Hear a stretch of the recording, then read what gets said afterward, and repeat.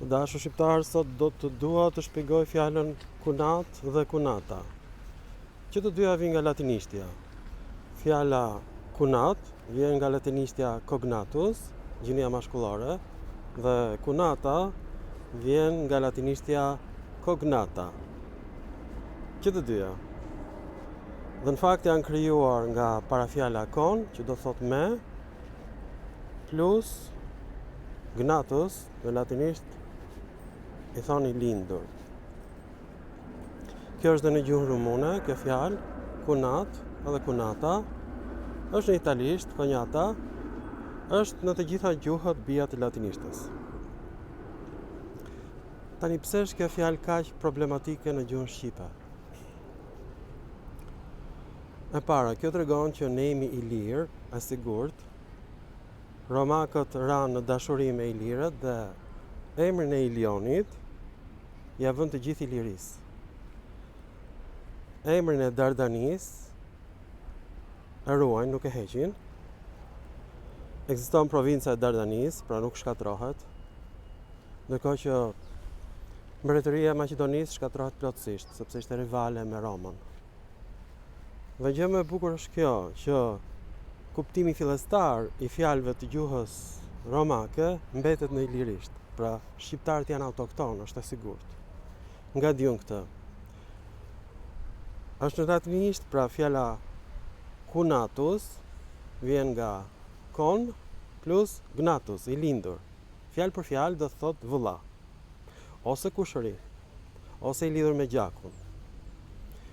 Në gjuhën shqipe kjo filloi të evoluonte sepse gjuha shqipe përfaqësonte një njësi më të madhe familjare se sa vëlla motër. Familjet ilire ishin shumë të mëdha. Dhe në kulturën ilire dhe në atë shqiptarit sotme, kur martohesh me vajzën e dikujt, nuk je thjesht dhëndër, ti je gjaku i asaj familje. Kjo është shumë e rëndësishme. Pra je vëlla. Në kohët moderne ky është problem, sepse familja në Shqipëri u shkatrua nga Sali Serbi dhe Edi Romi. Njerëzit e shkretirës shkatruan Shqipërinë, shkatruan familjen shqiptare. Dhe çfarë ndodh? Ai që e quanti gjak, shpirt, vëlla, kunati, ai është armiku yt. Çdo sekret që i thua ti kunatit kur je i pirë, ai ja tregon gruas, ja tregon shokëve.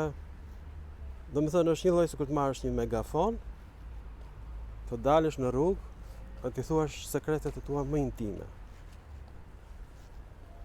Pra, mbas këtij filmi,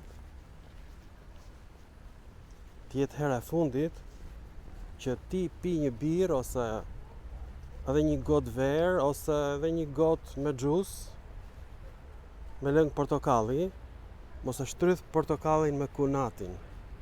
Shtrydhe portokallin me një njerit huaj komplet, që s'e njeh fare. Ati tregoja sekretet e tua dhe jo kunatit, sepse gjithë fisi do i marrë vesh sekretet e tua dhe sekretet e tua do dalin në Facebook, në TikTok. Jeta jote do bëhet një telenovelë. Tani ky problem ekziston sepse në Shqipëri babai nuk flet me djalin. Ky është problemi. Dhe me kë do flasi djalin? Me kunatin, me armikun e tij kryesor. Ja, po dëgjoni avionin, po afrohet lufta e tretë. Në qoftë se plas lufta e tretë, do të ikin nga kjo botë të gjithë ata që kanë probleme mendore.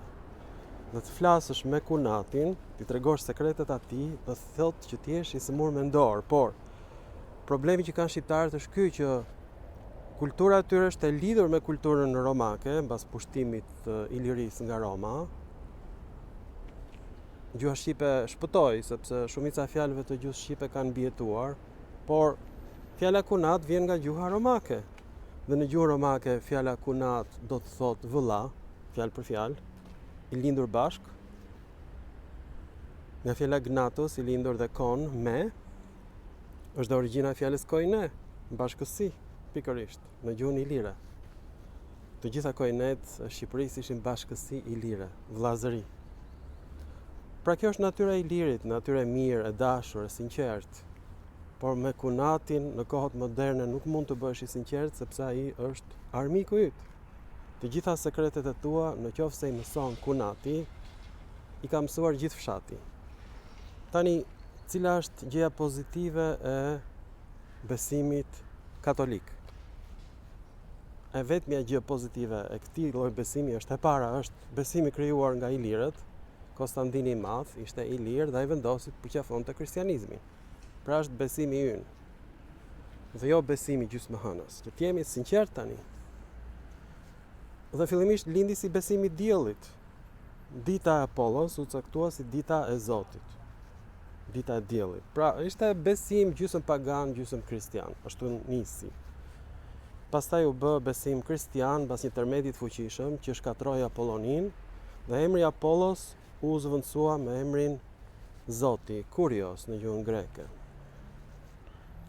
Perëndia e fryrjes, me qira fjala, dhe shtazanis. Prandaj ky ka qenë problemi i ilirëve që janë naiv, besojnë tek Kunati. Sipas gjuhës ilire dhe asaromake, Kunat do thot vëlla. Nuk është vëlla i jot Kunati. Pra në besimin katolik, e vetmja gjë e mrekullueshme është që ti mund të rrefehesh tek prifti. Mund t'i thuash atij ç'të duash. Fatmirësisht, ka shumë veta rrefehen tek prifti në ditë, saqë edhe po të doj prifti ti mbaj mend, nuk i mban mend dot të gjitha mëkatet, të gjitha poshtërsitë që ke bërë në jetë, të gjitha fëllësitë që ke ti në shpirt. Sepse rrëfimi është fekale e shpirtit. Defekalizohesh kur rrëfehesh. Tani, të rrëfehesh para Kunatit është një lloj sikur të heqësh mbathjet dhe të bësh fekale në dhomën e madhe, në kuzhinë ose në vendin ku ha. Është e njëjta gjë sepse rrëfimi është nxjerrja e fekaleve shpirtërore për të pastruar. Grekët këta e quajnë katharsis, pastrim, që fjalë për fjalë të thotë djegje. Pra ti kur flet me Kunatin ti ke djegur veten përfundimisht. Në qoftë se pra do të rrëfehesh, shko tek prifti. Ai as ka për ta mbajtur mend çai thua ti sepse do dëgjoj edhe një 15 rrëfime të tjera. I vetmi rrëfim që ai mund të mbaj mend do të jetë rrëfimi ndonjë vajze të bukur, e cila s'ka ndërmend t'i thot priftit se çka ka bërë me komshiun. Vajzat e bukura flasin me nënën.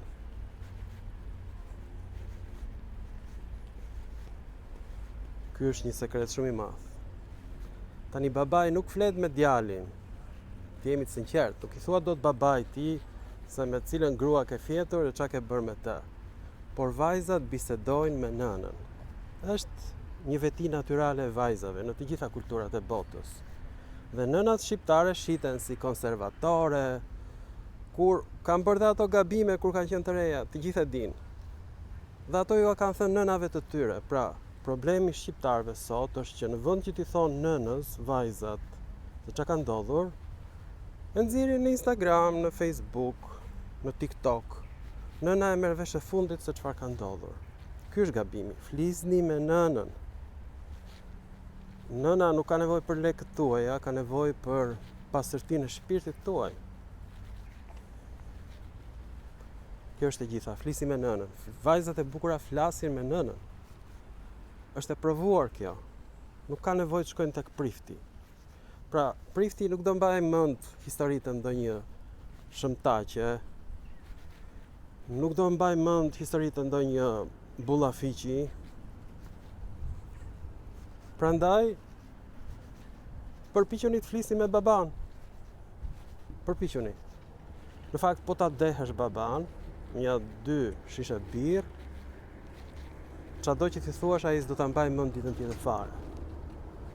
Do a them kështu me siguri të plot. Pra deheni baban dhe e thoni çka keni bërë. Por mos ia thuani Kunatit dhe mos ia thoni Kunatës, sepse nuk është vëllai juaj dhe nuk është motra juaj.